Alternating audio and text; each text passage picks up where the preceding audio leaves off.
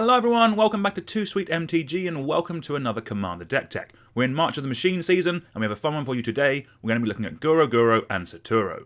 It is blue, black and a red for a 3/4 legendary creature Goblin Human. It has whenever one or more creatures you control that enter the battlefield this turn deal combat damage to a player, create a 5/5 red dragon spirit creature token with flying.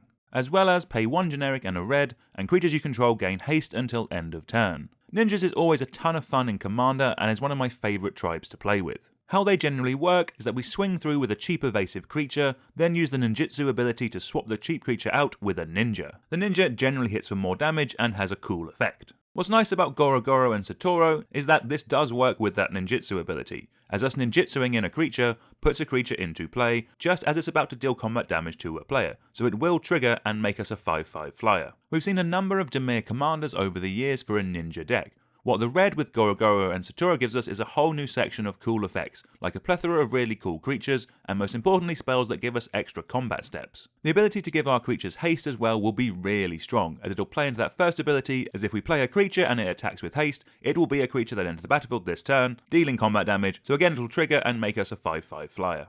One quick note about this video is that we will be going through all the individual sections that you need to make the deck yourself. We won't be giving a full deck list, rather a number of cards that you need in each section to make it work, and then a list of cards for you to pick from. Any card we mention will be down in the description below. Let's start off with some evasive creatures. As we've gone over, we need these to come out early, get through unblocked so we can put some ninjas into play. There's a really good amount of 1-drop options out there in these colours. You have classic ninja staples like Changeling Outcast, Slither Blade and other unblockable or evasive threats. We get to add some cool new red cards to these with things like Phoenix Chick and Tin Street Dodger. Next we have some good 2-mana options. Invisible Stalker being unblockable and also having hexproof means it's pretty much guaranteed to get through. Mercurial Spelldancer is a great new card that can either get through and be swapped out for a ninja, or if we have some powerful instants or sorceries in hand, we can keep it about and use it to double up those spells. Then we have Shivan Devastator, which when we just need a 1/1 flying haste for 2 mana to make us a 5/5 dragon from our commander, it is that. But then late game we can just pump a ton of mana into it for even more damage. We then have some other cool options with red. Reinforced Ronin is a great card that can be used early just to get some damage through if an opponent doesn't have any blockers, or late game if it's been outclassed we can just channel it away to draw a card. Then Loyal Apprentice is a really solid creature that makes a hasty Thopter if our commander is out, which can swing through to make us a 5/5. Then lastly it's also worth mentioning Tetsuko Umezawa Fugitive, a very strong card in the right deck. Being honest, this might be a bit win-more-y in this build as we already have a lot of evasive creatures, but if you end up running a lot of the lower powered ninjas, which we will get onto in a moment, it is a great way of allowing them to get through once they are already in play. Next up is those ninjas. We'll probably want between 8 to 10 bits here. We have ninjas that do a little bit of everything. First up we have some that help out with our card draw. Moon Circuit Hacker is more selection but it's still very solid. An Ingenious Infiltrator and Ninja of the Deep Hours will just straight draw us a bunch of cards throughout the game. Yuriko the Tiger's Shadow is another house of a ninja. Not only does it basically draw us cards whenever a ninja deals combat damage to a player, but it deals a whole heap of damage to each opponent as well while we're doing this. An absolute bomb of a card. Next we have some ninjas that help out with our ramp. Silver Fur Master makes all the ninjutsu costs of our team cost 1 less, and then Prosperous Thief helps by making us treasure. We then have some token makers on ninjas. Mist-Syndicate Naga snowballs really quickly into making a board state by itself, and then Thousand Face Shadow just doubles up the best other creature that is attacking during our combat step. In a similar vein, we have Sakashima's Student, which can come down as a copy of the best creature on the battlefield, importantly including our opponent's creatures. We then have 2 of the scariest ninjas of all time for us to cheat in.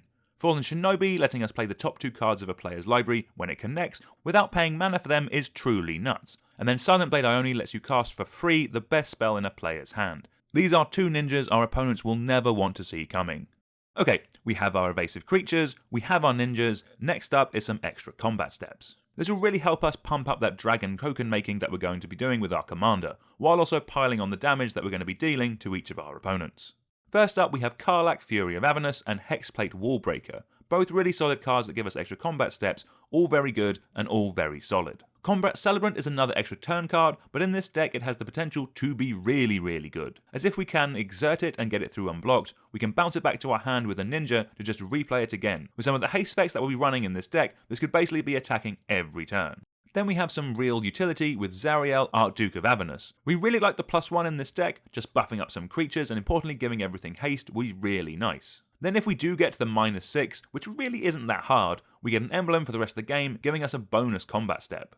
We then also have some extra turn spells on some sorceries. Seize the Day and Relentless Assault are really great budget options that our opponents just won't see coming. Next up we have some card draw, and we have plenty of cool options that synergize with everything that the deck is already trying to do. First up we have some coastal piracy effects. These draw us cards whenever a creature we control deals combat damage to a player. These turn our evasive threats into card advantage, an absolute slam dunk in any deck like this.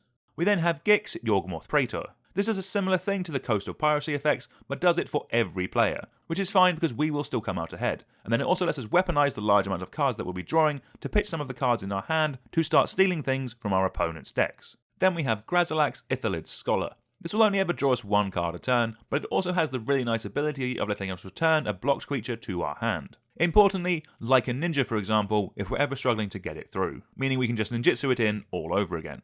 Next up we have some more evasive creatures that either draw us cards or let us loot through our deck to find the perfect card that we need. There's a good number here, and these can also overlap with our evasive creatures to bring some fantastic synergy to the deck. Next we have the two Kaitos, Shizuki and Dancing Shadow. These both reward us for everything that we are already going to be doing, while also drawing us cards turn after turn. Like with any deck, we'll need a solid base of ramp to actually cast our spells and activate our ninjas.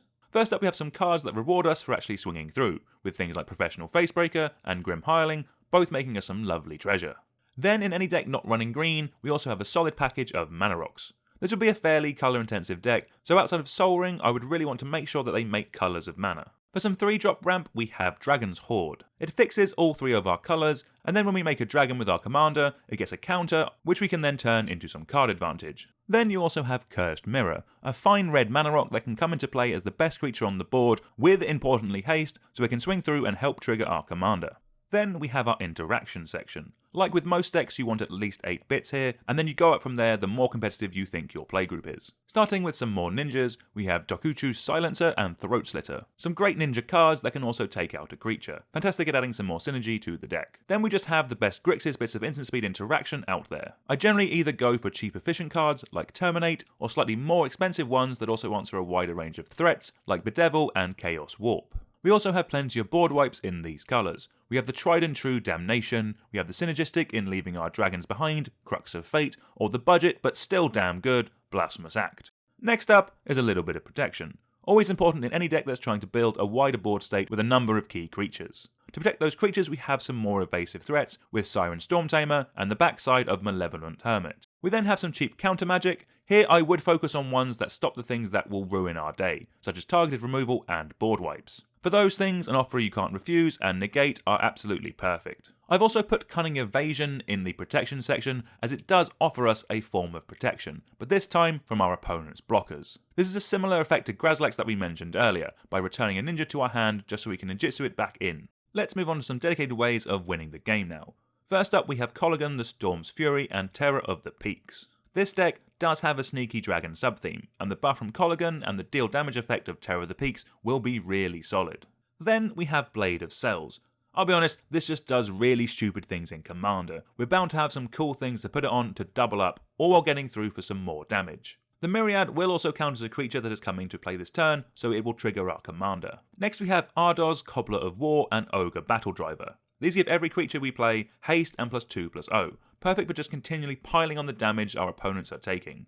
We even have a little bit of a combo. I'll put a link in the description for a full explanation of this, but basically how it works is that if we have our commander out and an effect that gives all our team haste, we then put Breath of Fury on a creature that came into play this turn and can get through for damage, we kind of then make infinite combat steps and infinite dragons. The gist is that when the creature it's attached to deals combat damage to a player, you trigger it so that our commander makes the dragon. You do this first because we're then going to sack the creature that Breath of Fury is attached to reattach the Breath of Fury to the dragon token that we have just made. We then get an extra combat step, we swing through with the dragon with the Breath of Fury attached to it, as importantly we have the effect giving it haste, it deals damage, we stack the triggers again so we make a new dragon token first, then we sack the previous dragon token and put the Breath of Fury onto the new one. If your opponents don't have any flying blockers, they're basically dead, which is pretty awesome. Rounding off the deck with some utility lands, we can't run too many as we are a 3-colour deck, but we do have some cool options with ones that tap for coloured mana. Den of the Bugbear can become a creature that makes more creatures that can attack, Creeping Tar Pit fixes for 2 of our colours while also being able to be an unblockable creature, and Shizo Death's Storehouse can help make a legendary creature unblockable by giving it fear. For some colours producing cards, Handweir Battlements is just a very solid way of giving a creature haste. Then Access Tunnel and Rogue's Passage can make a key creature that we need to get through for some damage unblockable. Very solid options. So thank you all very much for watching. Do make sure you like, share and subscribe, and do let me know down in the comments if there's any other commanders from March of the Machine that you would like me to take a look at. But until next time, I'll see you all soon. Goodbye.